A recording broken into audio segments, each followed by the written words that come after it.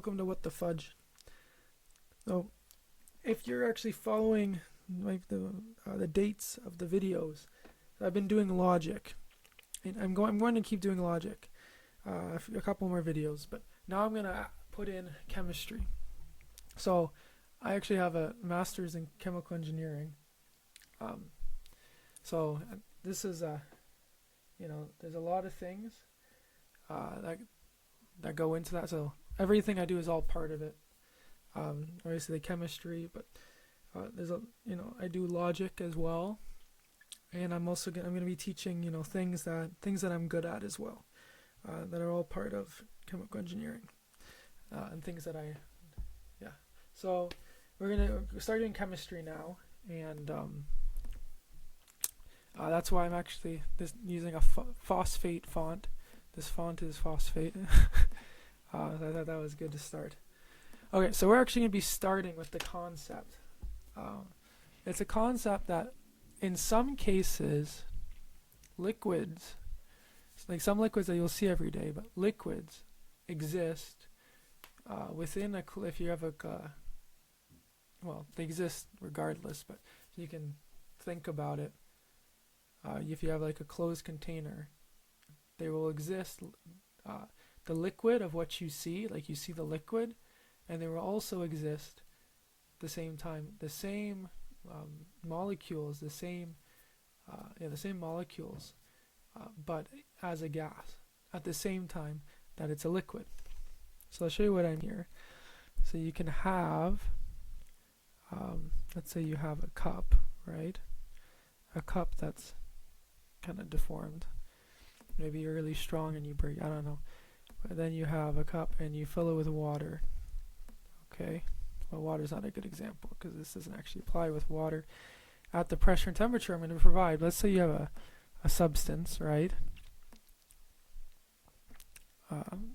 Substance where it's a liquid and a gas. Okay, so this is representing a gas. So depending on what pressure and temperature you're at, right, you'll actually have some of the liquid existing as the liquid, which is what you see, but there will also be some existing as a gas at the same time.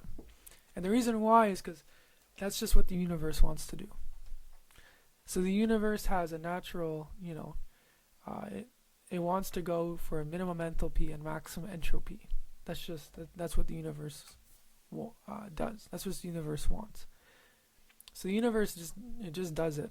It just does what it wants, and it wants this system. It wants all of its systems to be stable. Okay, and for this to be stable, the universe says that this is stable when there's the right amount of liquid and there's the right amount of gas, and the universe just decides that what that means and how much that is. So that's it basically. The universe just wants it to be stable, a system to be stable, and it says that it's stable when some of this is liquid and some of this is gas. It has to do with some things, but that's basically what occurs. Okay, and so it will be stable at a certain pressure, right, and a certain temperature.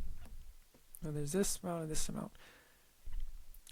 And for what the universe calls it, when there's when you have some existing as liquid, some existing as gas, and the system is stable, we call that when the system is stable, we call that equilibrium. So we call it. That's just what we call it. Okay. Oh, I have to change that font. Equilibrium. Okay.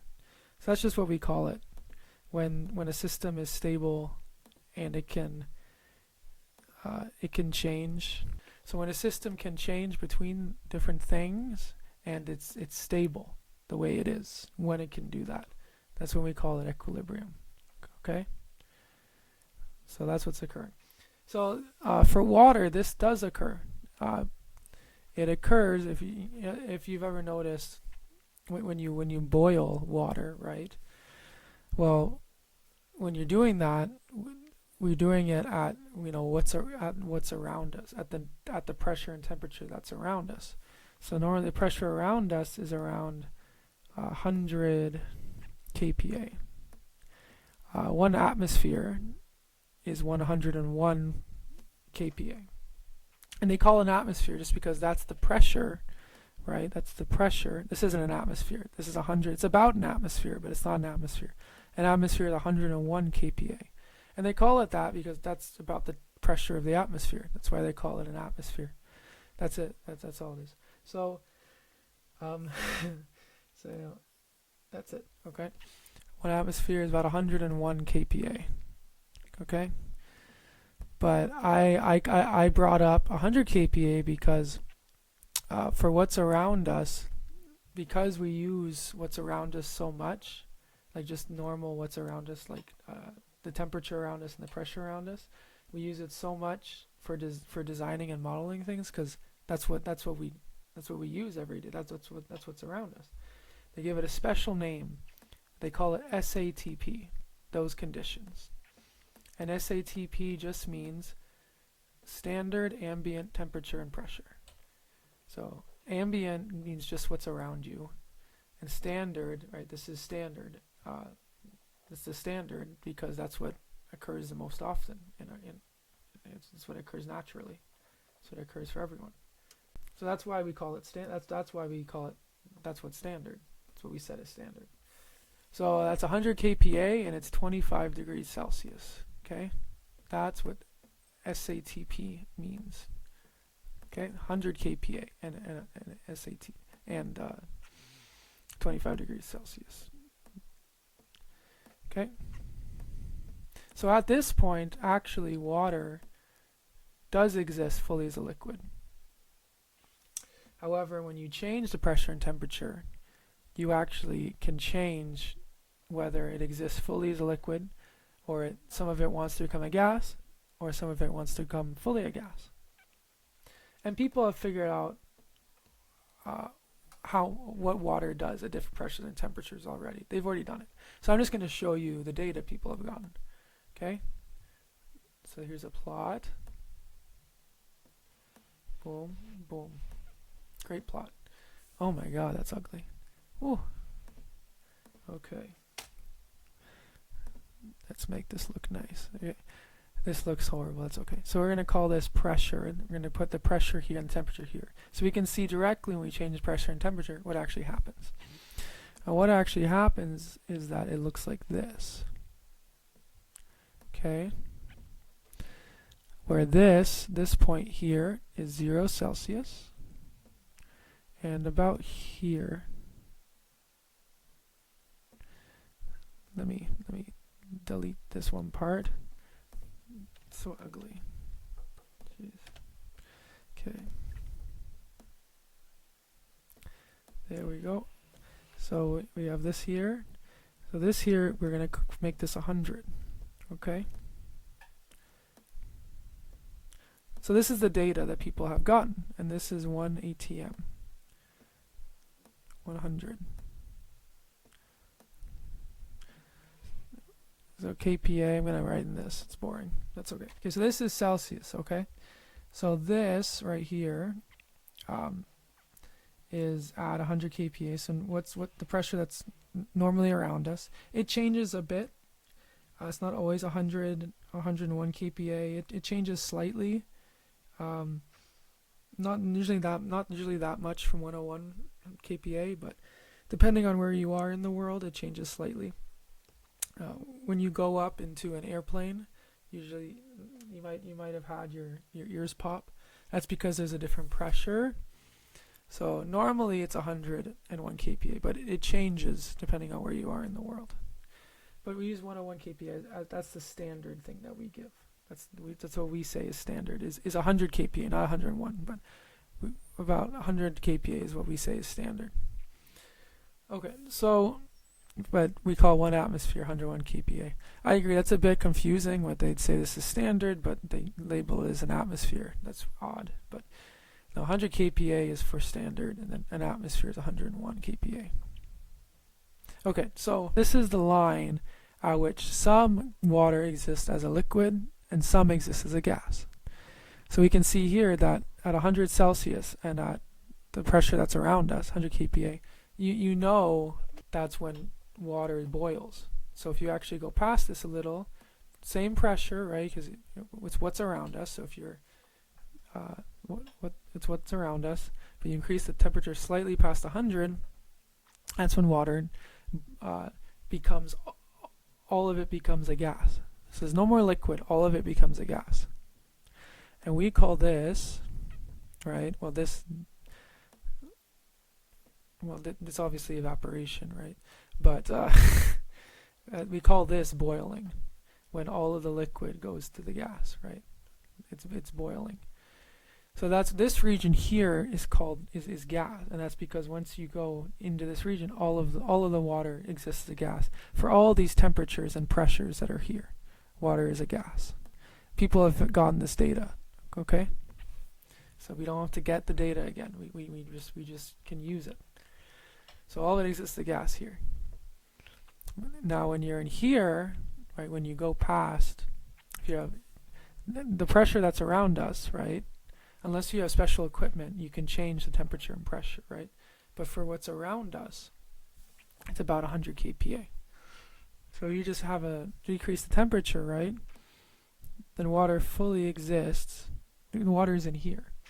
Again, this line is the line at which water exists, both like partially as a liquid and gas. If you put it in the same anywhere, some of the water will exist as a liquid and some will exist as a gas.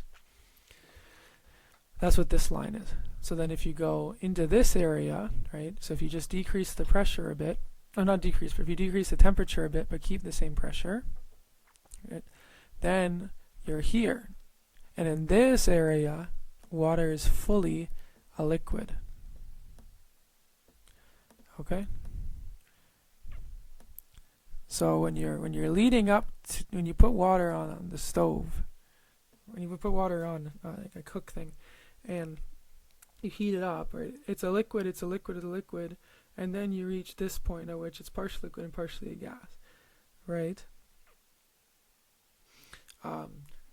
So you might say, well, that doesn't make much. If you look at the at the actual pot, it's not like when you get to this point, past this temperature, not all of the water instantly becomes a gas, and that's true.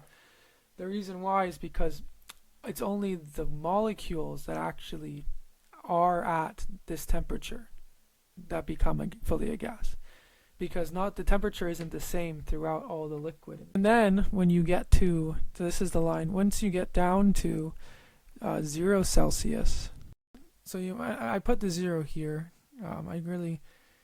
It's really supposed to be about here. I put it a bit off, but let's say it's there, right? So this is what's around us, right? Around us at 100 kPa.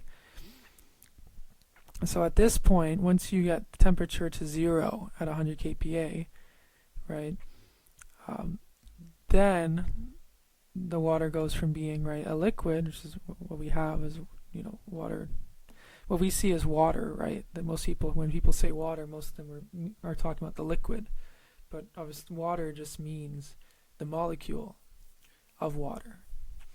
So you have to know what we're using water, but when I say water, I'm talking about the liquid of water right now, okay?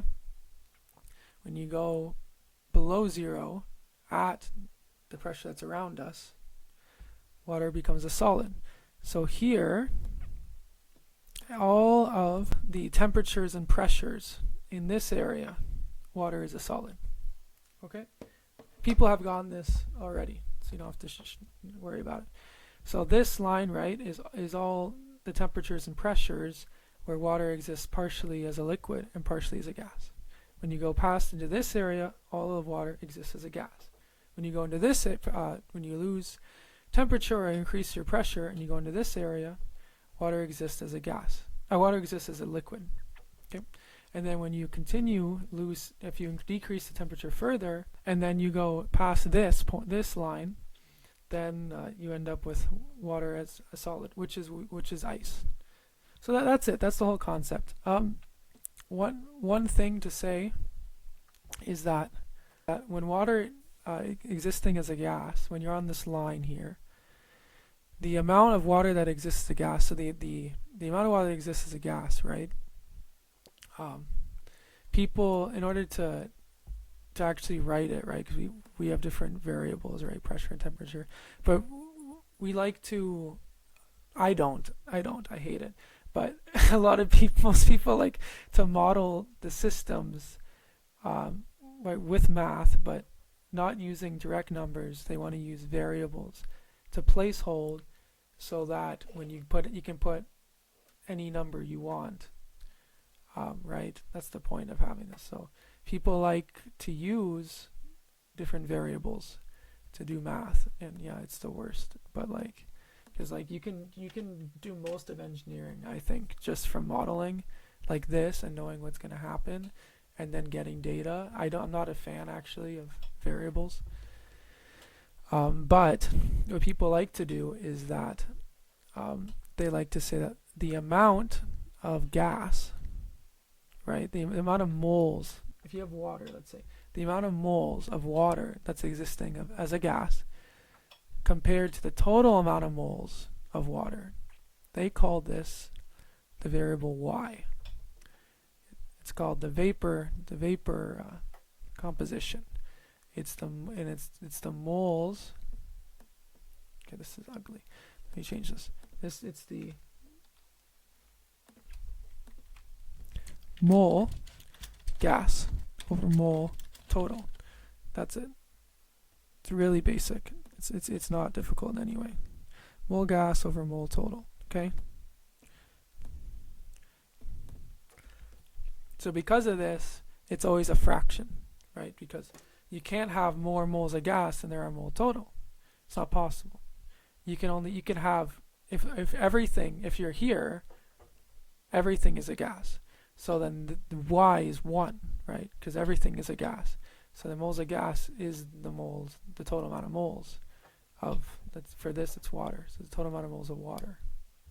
So then y is 1.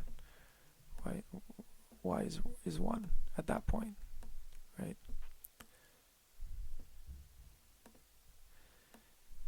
So that's pretty basic. And then obviously in this area, the other variable, which they use to show the amount of moles of liquid over moles total, they give that x, right? And that's the mole liquid over mole total, right?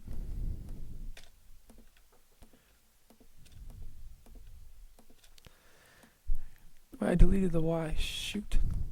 And I just stopped myself from saying something else. So at least I won that. At least that was a win, but I still deleted the thing. So here we go. And then y. It's so ugly. Y compared to the last one.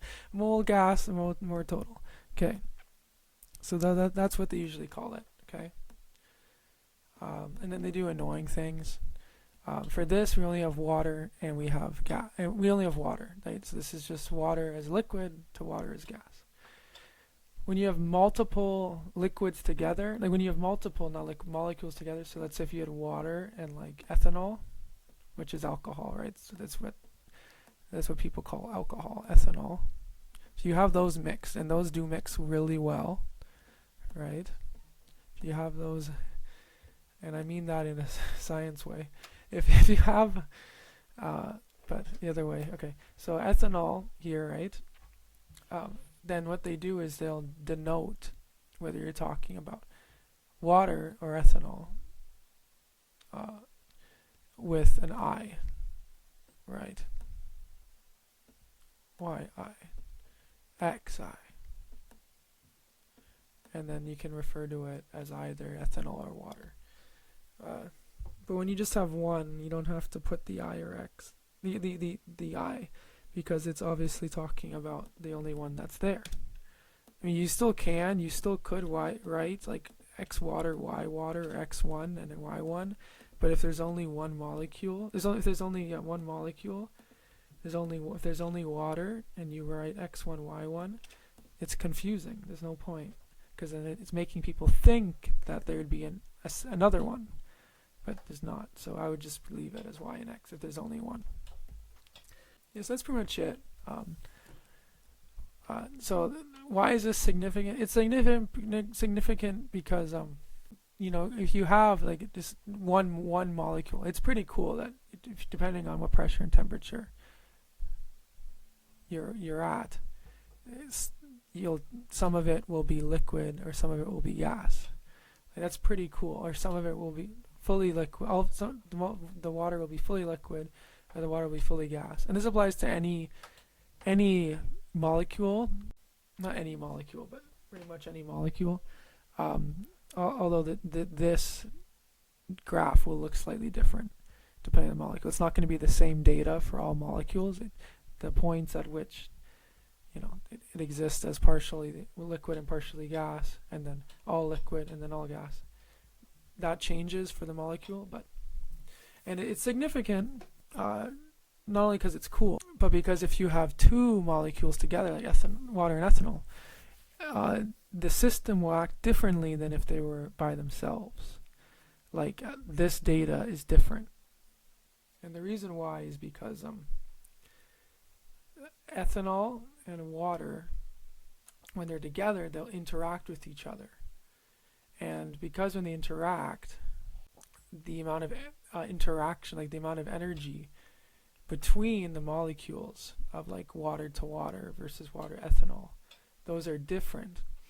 And so that, since that's the case, the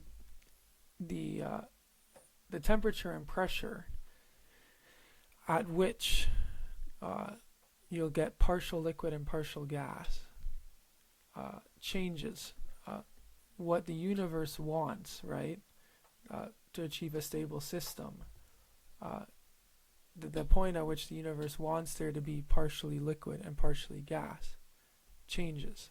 Okay, and not only that, but the amount at a certain temperature and pressure, the amount of molecules of either ethanol or water, right, at a certain temperature or pressure that it will exist as a liquid or a gas will change, right? Let's say you have 90% ethanol and 10% water by volume, right? Then the interactions between ethanol and water will change, right? And it's because of that the universe wants different temperature and pressure, or it wants a different amount of liquid and gas to exist at a certain temperature and pressure. So because of that, because adding two different molecules together changes the amount of liquid and gas that exists, like on this line, it changes the amount of liquid and the amount of gas that exists at certain temperatures and pressures, and then it changes temperatures and pressure at which is fully gas, fully liquid, fully solid. Because of this, we can't just look at the data for just water by itself or just ethanol by itself. When you put ethanol and water together, you have to use you have to get new data, and they got new data. I'm not going to go out into this video, but they've gotten data that shows basically, specifically, other things as well, but there's a large emphasis within chemistry and engineering to look at liquid to gas, this line specifically, for when you have one molecule by itself, or you put other molecules. So this data changes depending on, and then you get a different plot, and that's all there. But I'm going to go over that in a different video. It's the next video. So maybe not the next, but soon video I'm going to do very soon. Okay, so that's it. So that's basically things exist partially as liquid and partially as a gas in some cases, for example water, and yeah, this is how you write it, and yeah, this is when it exists and doesn't exist, and this is what SATP is. Okay, thank you. Thanks for watching. What the fudge? I'll see you.